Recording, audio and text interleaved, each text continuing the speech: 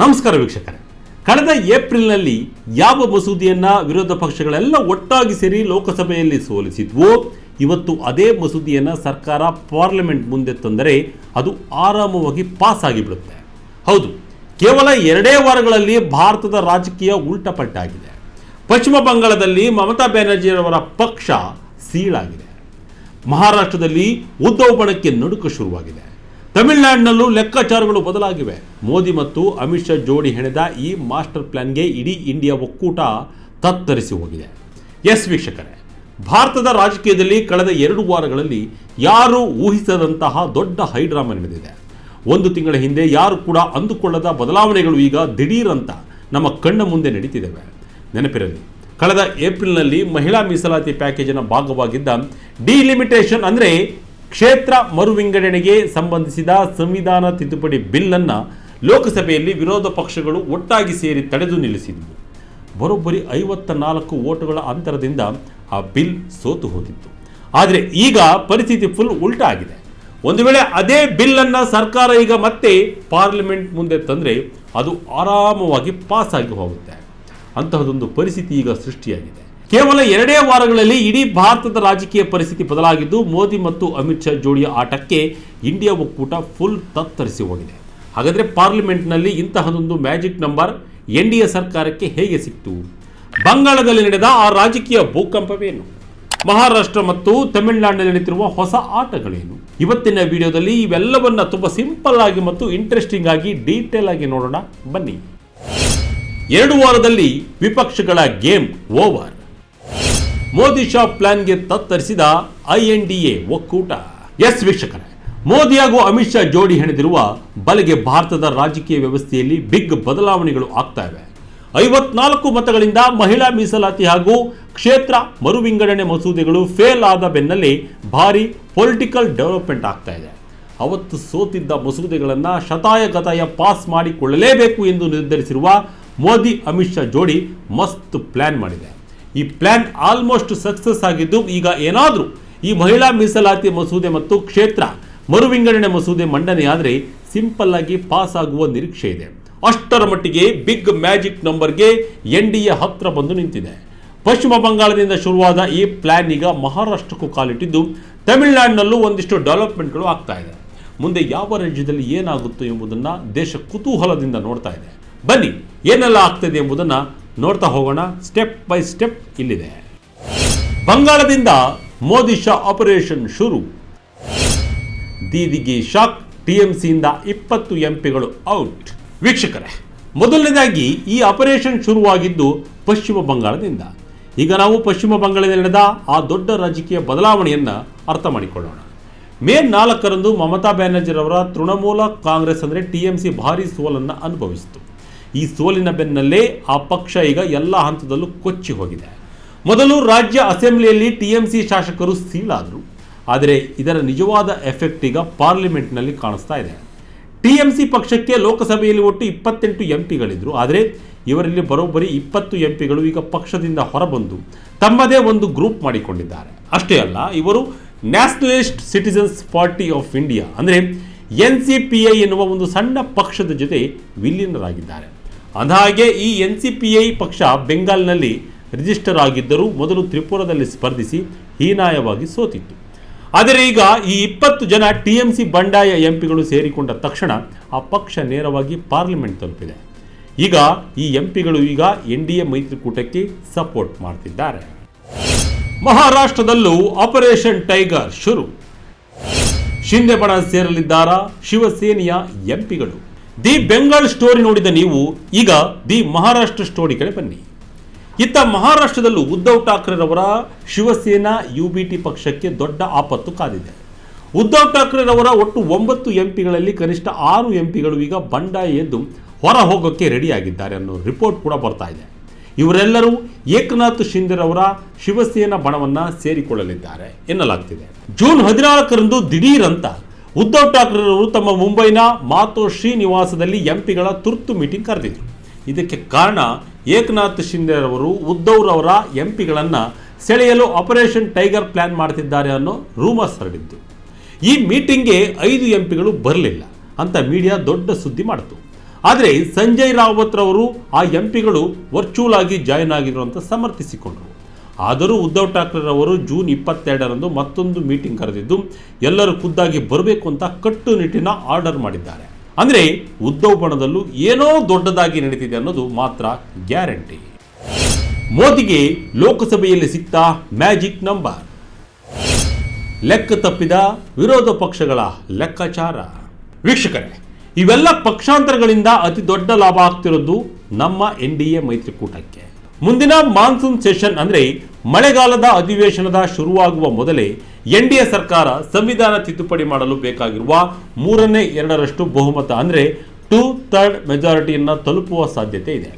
ಈಗ ಲೋಕಸಭೆಯ ಅಸಲಿ ಮ್ಯಾಜಿಕ್ ನಂಬರ್ ಹೇಗಿದೆ ಅಂತ ನೋಡೋಣ. ಲೋಕಸಭೆಯ ಒಟ್ಟು 543 ಸೀಟುಗಳಲ್ಲಿ 3/2 ಬಹುಮತಕ್ಕೆ 362 ಸೀಟುಗಳು ಬೇಕು. ಆದರೆ ಸದ್ಯಕ್ಕೆ 3 ಸೀಟುಗಳು ಖಾಲಿ ಇರೋದ್ರಿಂದ ಈ ಬಹುಮತದ ನಂಬರ್ 360ಕ್ಕೆ ಇಳಿದಿದೆ.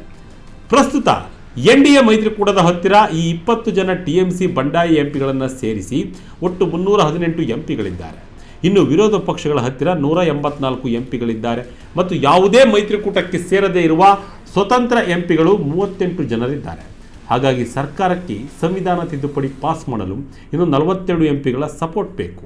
ಆದರೆ ರೂಲ್ಸ್ ಪ್ರಕಾರ ವೋಟಿಂಗ್ ದಿನ ಎಷ್ಟು ಜನ ಪ್ರೆಸೆಂಟ್ ಇರ್ತಾರೋ ಅವರ ಸಂಖ್ಯೆಯೇ ಆಧಾರದ ಮೇಲೆ ಬಹುಮತ ನಿರ್ಧಾರವಾಗುತ್ತೆ.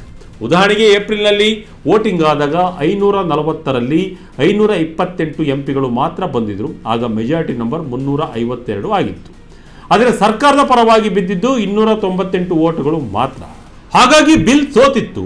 ಆದರೆ ಈಗ TMCಯ 20 ಎಂಪಿಗಳು NDA ಕಡೆ ಬಂದಿದ್ದಾರೆ. ಇನ್ನು ಶಿವಸೇನಾ UBTಯ 6 ಎಂಪಿಗಳು ಬಂದರೆ ಈ ಸಂಖ್ಯೆ ಇನ್ನೂ ಹೆಚ್ಚಾಗುತ್ತೆ. ಸ್ಟಾಲಿನ್ ನೇತೃತ್ವದ DMK ಜೊತೆ ಮೋದಿ ಡೀಲ್. ದಕ್ಷಿಣ ಭಾರತದ ಎಂಪಿಗಳಿಗೆ ಬಿಗ್ ಆಫರ್. ಇಷ್ಟೇ ಅಲ್ಲ ವೀಕ್ಷಕರೇ, ತಮಿಳುನಾಡಿನ MK ಸ್ಟಾಲಿನ್ ರವರ DMK ಪಕ್ಷ ಕಾಂಗ್ರೆಸ್ ಜೊತೆಗಿನ ಭಿನ್ನಾಭಿಪ್ರಾಯಗಳಿಂದಾಗಿ ವಿರೋಧ ಪಕ್ಷಗಳ ಇಂಡಿಯಾ ಬಣದಿಂದ ಹೊರಬಂದಿದೆ.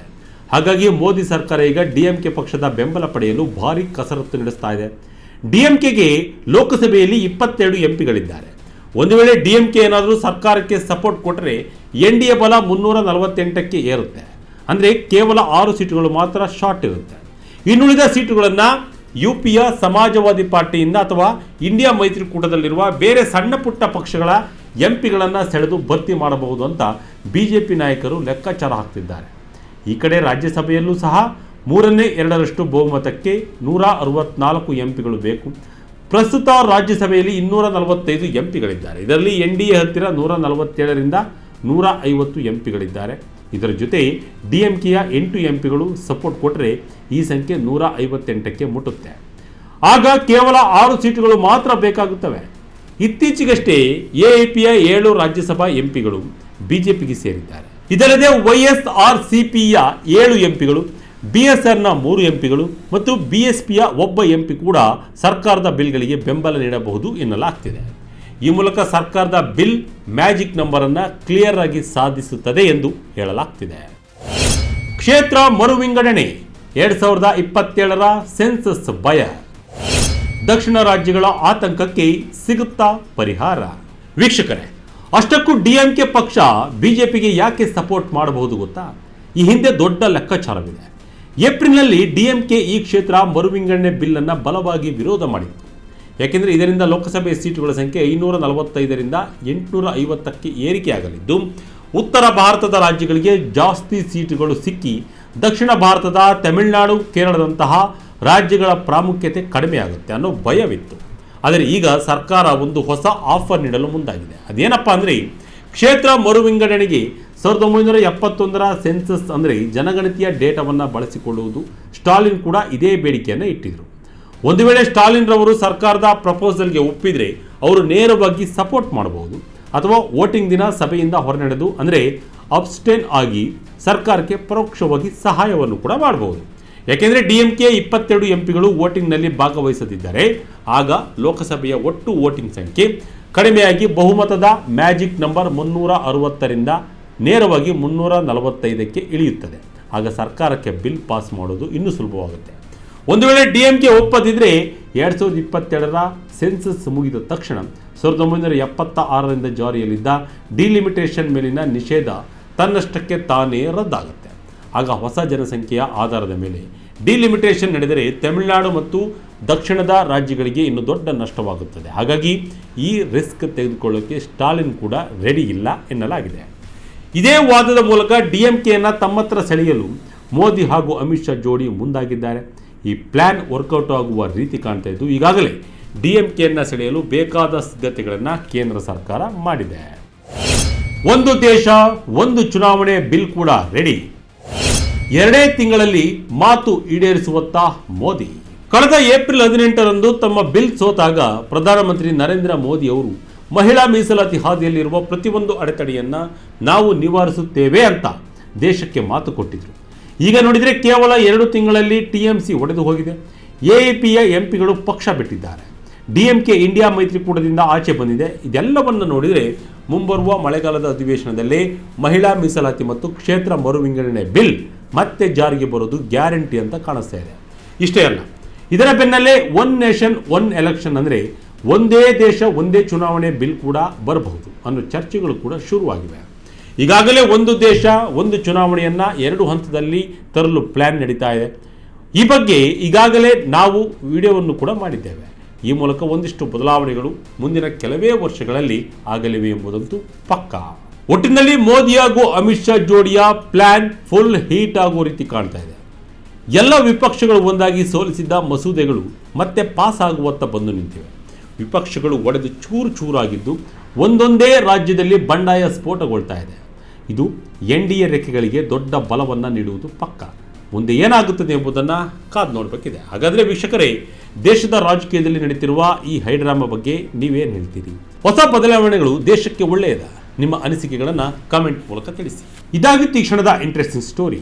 ಇದೇ ರೀತಿಯ ಸ್ಟೋರಿಗಾಗಿ Vijaya Karnataka website, YouTube page, Facebook page follow ಮಾಡ್ತಾ ಇರಿ. ಧನ್ಯವಾದಗಳು.